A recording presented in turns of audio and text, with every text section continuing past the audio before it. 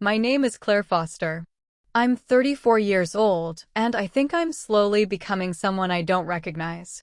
Maybe I already have. I don't know when I started feeling like a visitor in my own life, like someone who's acting out a version of womanhood that doesn't fit. The night my mother stood up at my father's retirement party, held her glass high, and said, "Claire's always been the spoiled one, never lifted a finger for anyone," even when she moved in with Marcus, I smiled like it didn't cut straight through my chest. Like I wasn't standing beside the man I've built 10 years of my life with, whose expression didn't change at all when she said it. He didn't flinch. He didn't correct her. He didn't even look at me. I think that's when I knew. Or maybe it just confirmed what I'd been feeling for years. Marcus and I used to be different. God, I miss who we were. We met at a friend's wedding when I was 24, and he was 29. He made me laugh so hard I snorted Prosecco, and he told me it was his life's mission to hear that sound again. The way he looked at me in those first months, like I was the whole sky. It wasn't just sex, though that was good too. It was how he touched me, his hand brushing the small of my back when I walked ahead of him, how he kissed my shoulder when I was talking, and he wasn't even listening to the words. Just listening to me. That kind of touch makes you feel real. But now, it's like I'm a fixture in the house. The couch has more gravity. We still kiss, but it's routine. Lips press, no breath. Cuddling feels like folding myself into a corner of him that isn't even warm anymore. And I hate that. I hate how even saying that sounds cruel. I'm not trying to be cruel. I just miss when his touch made me feel wanted, not like I was just being managed. 2 nights ago, he came up behind me in the kitchen, slid his arms around my waist, rested his chin on my shoulder. I wanted to feel something. I waited for it. That flutter. That heat. Nothing. I turned my face slightly, hoping he'd kiss my cheek. He didn't. Just sort of leaned into me like I was a pillow. I said, "Hey." He said, "You forgot to get more oat milk." That was it. There's no big fight. No cheating. No screaming. Sometimes I almost wish there had been, because at least then we'd have something to point to. Something clear. Instead, it's like the air has thinned between us. We sleep in the same bed, but our bodies barely touch. When they do, it's polite. Obligatory. We still have sex every now and then, maybe once a month. But it's the kind where you close your eyes and pretend it's more than it is. Like we're cosplaying who we used to be. And I always initiate it, which makes me feel pathetic sometimes. I asked him last week if he still found me attractive. He said, of course, and kissed me on the forehead. I laughed a little too hard, then cried in the bathroom and told him it was about work. He didn't ask questions. I think the most painful thing is that I don't even think he's trying to hurt me. I think he loves me, in that dependable, structured way he does everything. I think he thinks I'm okay. That this is okay. But I'm not okay. I'm lonely in a house with someone who knows my coffee order but hasn't asked me how I feel in over a year. And I let it happen.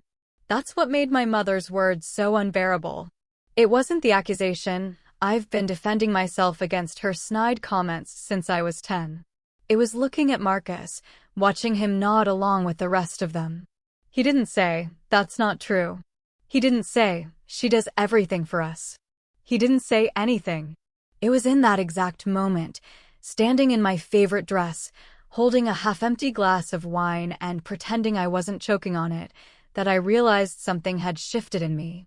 Not all at once, but like erosion. Like one day I'd stop recognizing myself entirely. And no one, not even Marcus, would notice. So I smiled. I smiled and pretended everything was fine. But it wasn't. And it hasn't been for a long, long time. The Monday after the party, Marcus made breakfast. I could smell the eggs and burnt toast before I even opened my eyes. It was the kind of thing that, in the beginning, would have melted me.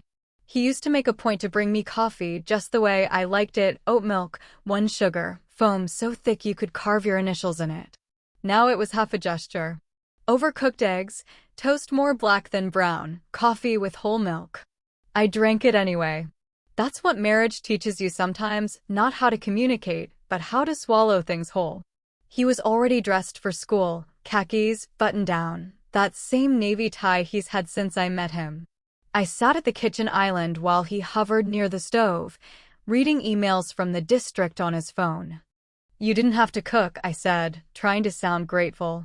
He looked up, smiled faintly. "I wanted to. Figured you could use a break after this weekend." I nodded, and that was it. This weekend hung between us like a broken chandelier. Sharp. Dangerous. Never addressed. We didn't talk about what my mom said. Or how I shut down after. Or the way I barely spoke on the drive home. He just played a podcast about the Civil War and offered me almonds. I declined. He ate the whole bag without noticing. He thinks acts of service equal love. I think words do. Presence does. Emotional fluency does. But Marcus speaks in tasks. He'll fix the squeaky door hinge, empty the dishwasher, vacuum the car. He puts his hands on my lower back when he passes behind me in the hallway. He kisses the top of my head when I'm at my laptop. But ask me the last time he looked me in the eye and asked what was hurting and waited for the answer I couldn't tell you. Tuesday night, he crawled into bed late. I was already facing the wall, pretending to be asleep. He touched my hip. Soft. Searching. I didn't move. He leaned in and whispered, "You awake?" I hesitated too long. He kissed the back of my neck anyway. "You're beautiful," he murmured. I should have been glad. I used to crave that. But it felt like a shortcut. Like he was skipping ahead to connection without doing the work. I rolled over halfway and said, "I'm tired." His hand slid off my waist. He sighed, not angry, just confused. "You've been tired a lot lately." I waited for more. For him to ask why. For him to stay in the moment. But he turned over and within minutes, he was asleep. Just like that. Wednesday, I sat in the car outside Trader Joe's and couldn't bring myself to go in. I stared at the cart return and thought about how my mom never once apologized for what she said. About how Marcus never defended me. About how, for years, I've tried to become the woman I thought a partner should be: supportive, self-sufficient, low maintenance. But I am not low maintenance. I need to be seen. Touched with intention. Asked how I'm feeling without needing a prompt. I want to be the center of someone's attention, not their routine. Later that night, Marcus came home to find me sitting on the living room floor, sorting through old photo boxes. He kissed my forehead and said, "What are you doing down there, babe?"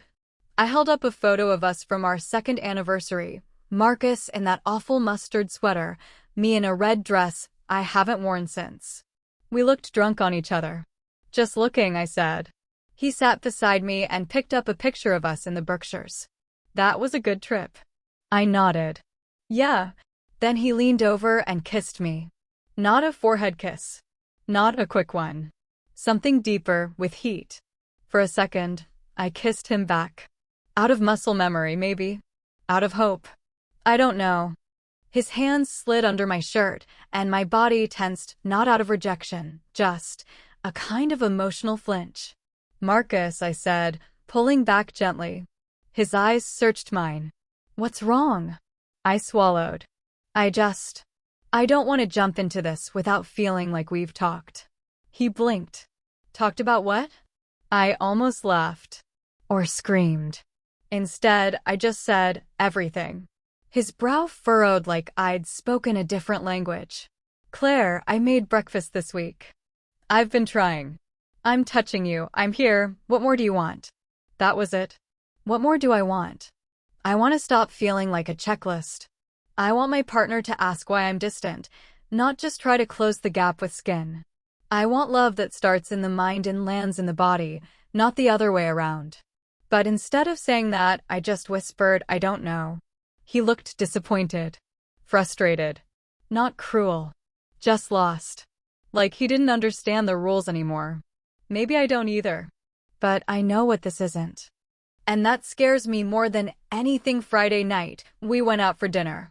Not a special occasion, just Marcus saying, "Let's get out of the house," like we were stir-crazy roommates instead of partners quietly unraveling under shared ceilings.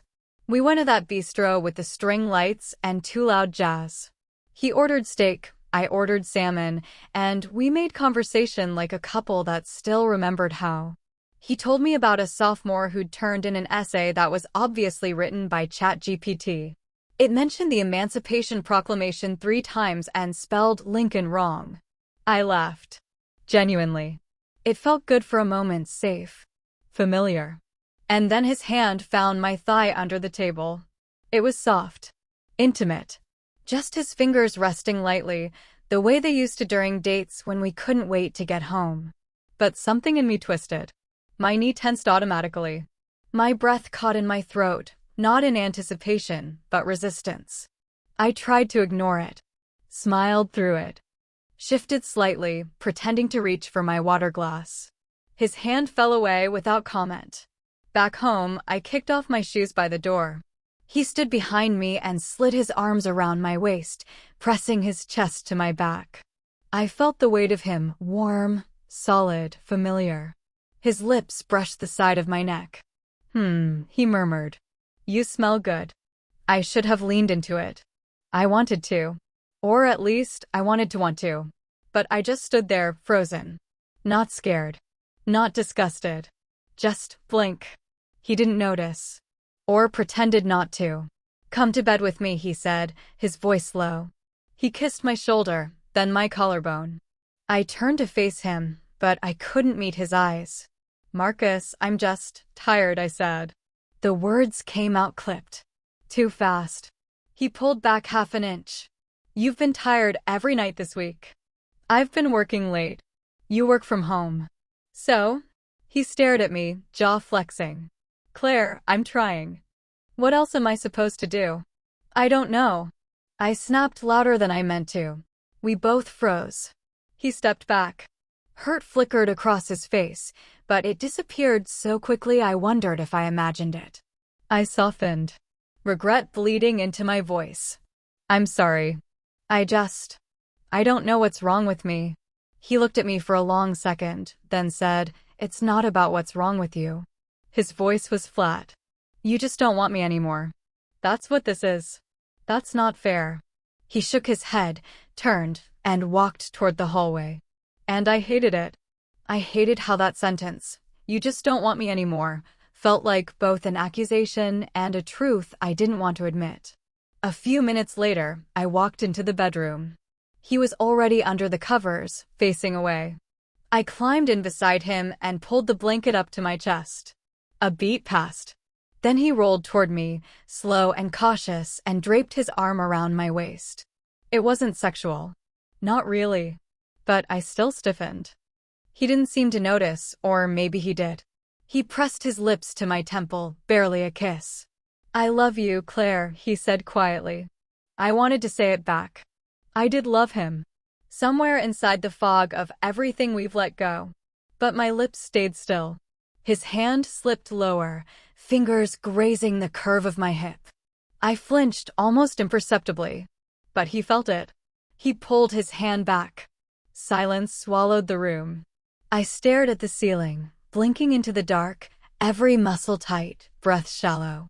And the question I didn't mean to think, didn't want to think, pounded in my head. It was supposed to be a good night. Marcus had planned it, sort of. Let's just be us again, dinner at home.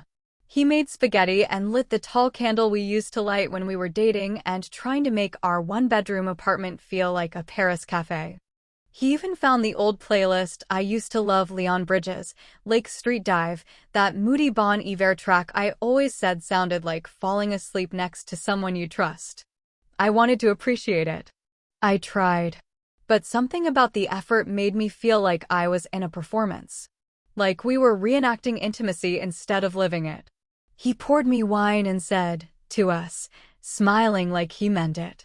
I smiled back, because I've gotten very good at smiling back. Halfway through dinner, he reached for my hand across the table. I know we've been off.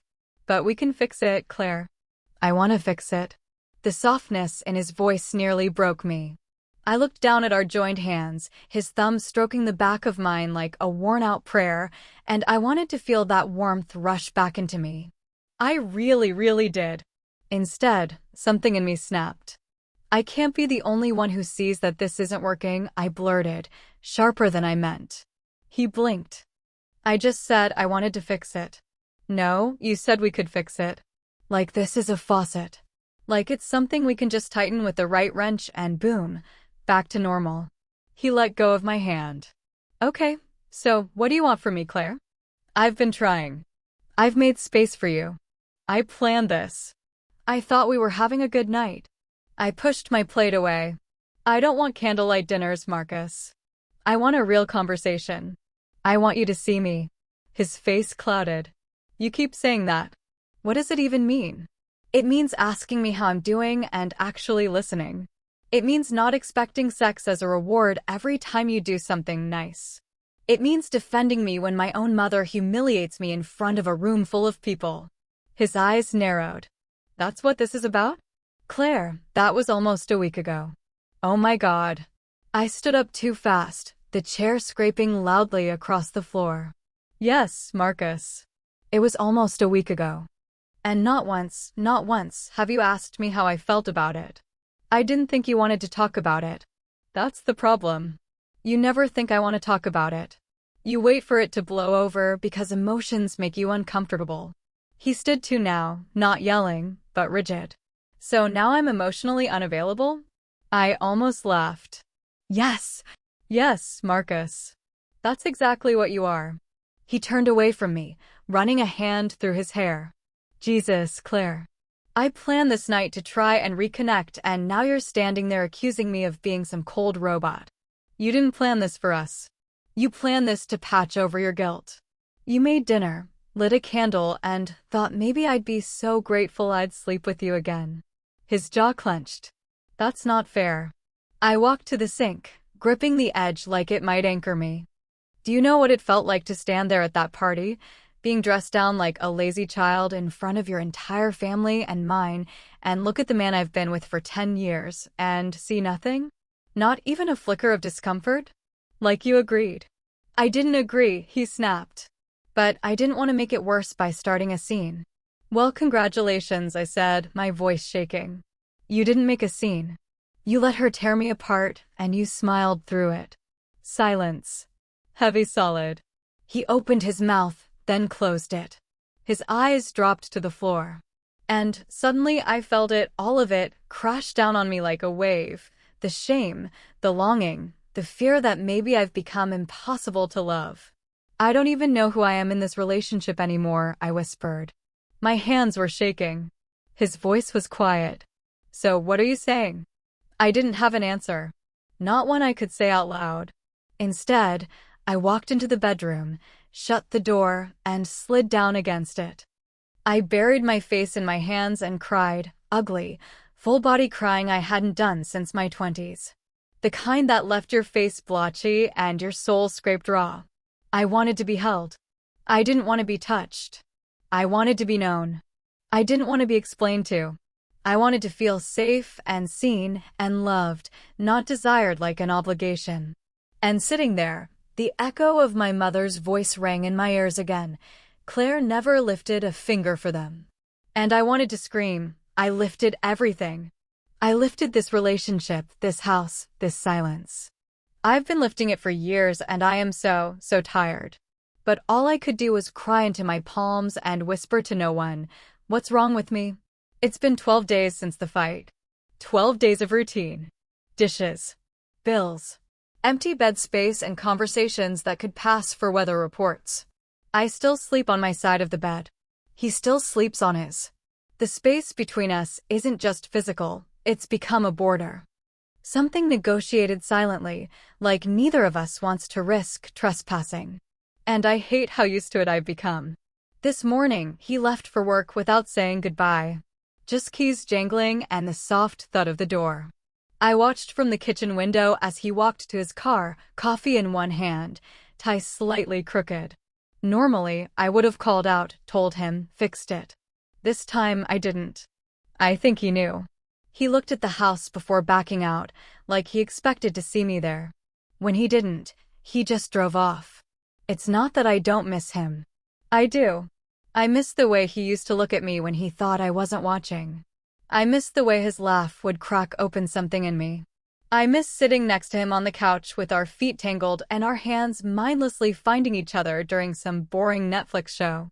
But now, even when we're in the same room, it feels like we're listening to different songs through different headphones. On Wednesday, I made chicken piccata. His favorite. I didn't tell him I was making it. I just did. I wanted to see if something simple and kind could start to untangle this distance. When he walked in and smelled the lemon and capers, his eyes flickered. "This looks good," he said quietly. We ate in silence. Not uncomfortable, exactly, just brittle.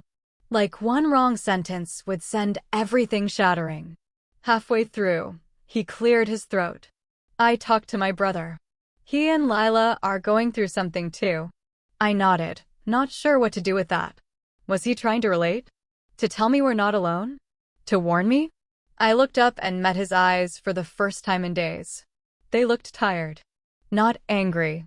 Just tired. "You okay?" I asked, softer than I meant to. He nodded, then shrugged. I don't know. That moment, right there, I could have reached for his hand. I could have leaned in, said something honest. But I didn't. Because I didn't know how to open my mouth without the past falling out. Instead, I just said, "Dinner's still warm if you want more." He didn't. Later that night, I found one of his old notebooks on the dining table. He uses them to plan his lessons, scribbles of dates and timelines and questions like, "What would you have done if you were Lincoln?" But at the bottom of one page, scrawled in his all-caps print, it said, "Claire is pulling away. I don't know what to do." I stared at that sentence like it was a map I didn't want to read. My name, in his hands, with fear around it. Marcus isn't a villain. He's not cruel. He's just someone who loves quietly. Who doesn't always know how to meet someone in the dark when they're not speaking. And me? I've made the silence louder. It's so easy to catalog what I'm missing. Harder to name what I've withheld. I think I assumed he should know what I needed without asking. That love meant being psychic. That if I had to spell it out, it didn't count. But people aren't mind readers. Not even the ones we sleep beside. He's been hurting, too. He just doesn't perform it the way I do. I found him sitting on the porch last night, long after the sun went down. Just him and a half-finished glass of wine and the dog curled up beside him. I didn't interrupt. I watched him through the screen door.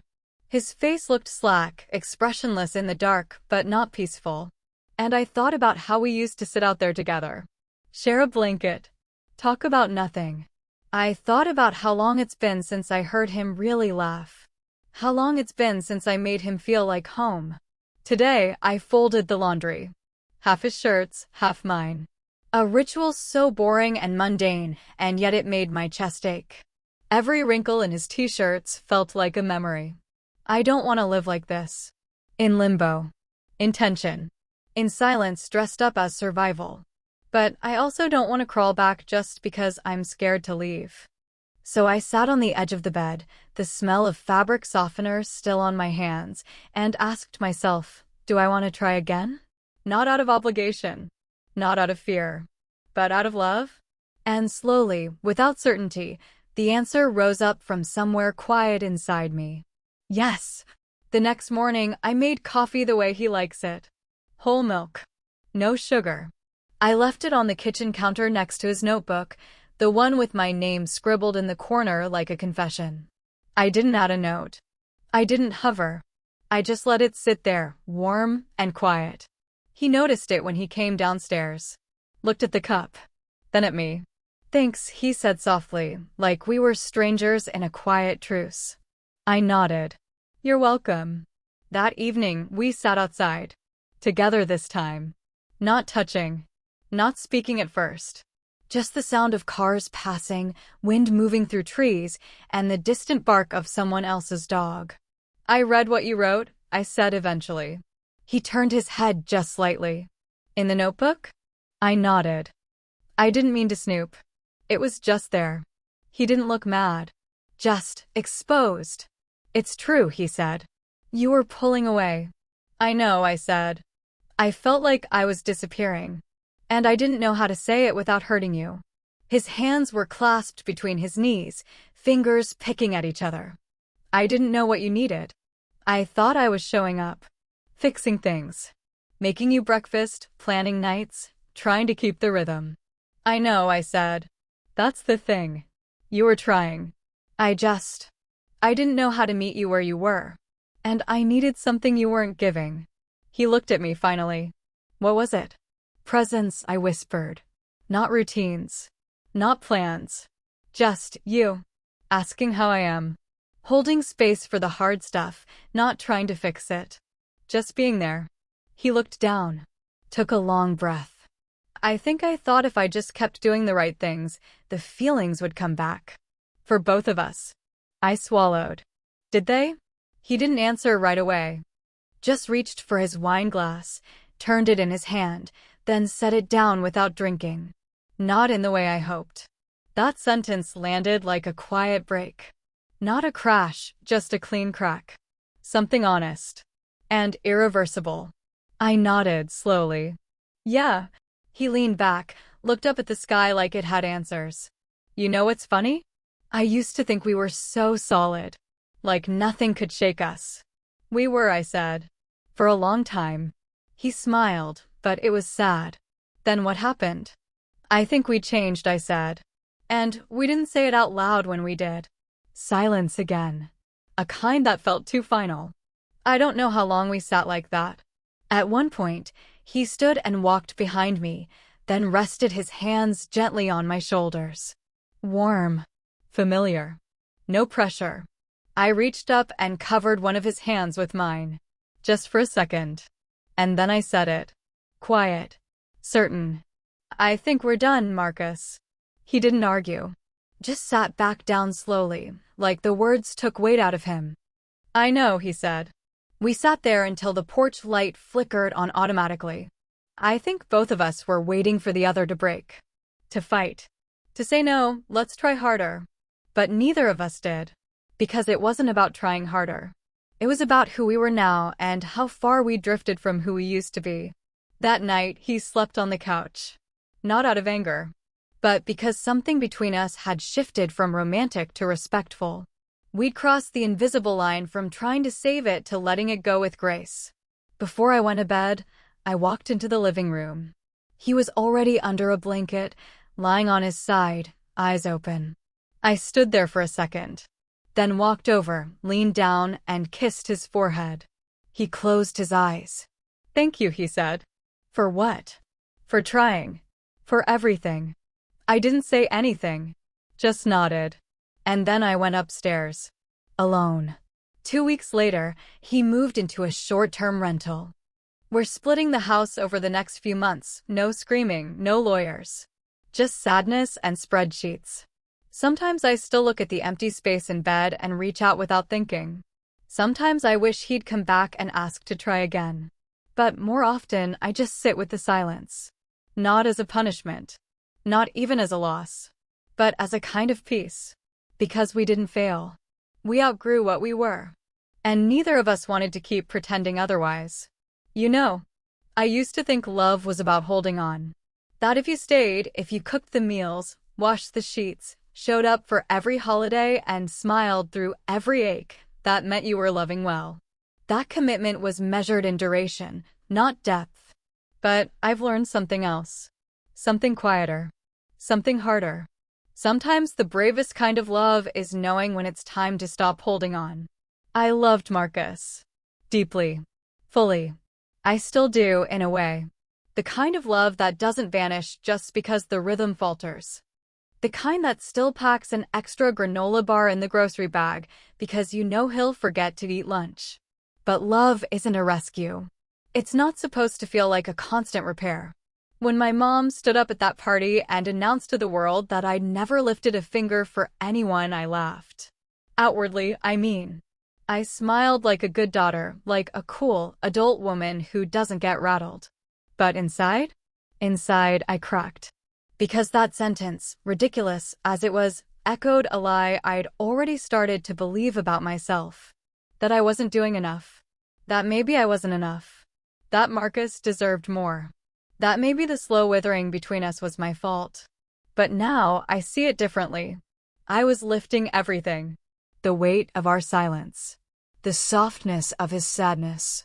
The whole invisible labor of emotional maintenance. And the worst part? I didn't even know I was doing it. Not until I was too tired to keep going. Desire used to feel simple. Crave, reach, kiss, fall. And then, after a few years, it didn't. It became work. It became something I had to psych myself into. Something I had to want. And no one tells you what to do when that happens. Especially not if you're a woman. We're taught to be flattered by attention. To meet affection with surrender. To say, thank you, when someone reaches for your body, even if your heart's not in the room. But intimacy isn't skin. It's presence. It's knowing someone sees you in your mess, your stillness, your confusion, and stays, not to fix, but to witness. Marcus didn't stop loving me. He just stopped seeing me. And I stopped reaching for him emotionally and started avoiding him physically because I didn't know how to explain the difference between being loved and being understood. There's grief in that. But also clarity. I'm not bitter. I'm grateful. We gave each other 10 years. We built something. And we were honest when it stopped working. That's more than most people get. Some nights I still think about him. Not in a way that makes me ache, but in that quiet, what-if tone that comes when the house is too still. I remember the way he used to hold my hand during movies, how he'd tuck a strand of my hair behind my ear and not say a word. I miss that. I miss him. But I miss myself more.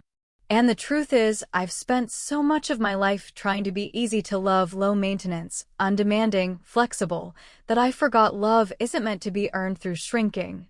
It's meant to expand you. Let you grow louder, not quieter. So now, I'm learning to speak before I swallow. To ask for what I need without apologizing. To love without vanishing into it. I'm not perfect. God, I'm not even close. But I'm awake. And that counts for something. If you're listening to this, maybe you're where I was. In that in-between place. Loving someone. Hurting alone. Wondering if you're broken, or selfish, or hard to love, because your body goes still when theirs comes near. You're not broken. You're not selfish. You're aware. And that's the beginning. The beginning of knowing that love isn't just about staying. It's about showing up fully, vulnerably, imperfectly, and being met there. Not just kissed, not just touched, but known. And if you're not being known, you're not really being loved. I know that now. And I'm not sorry we ended. I'm just sorry it took me so long to realize.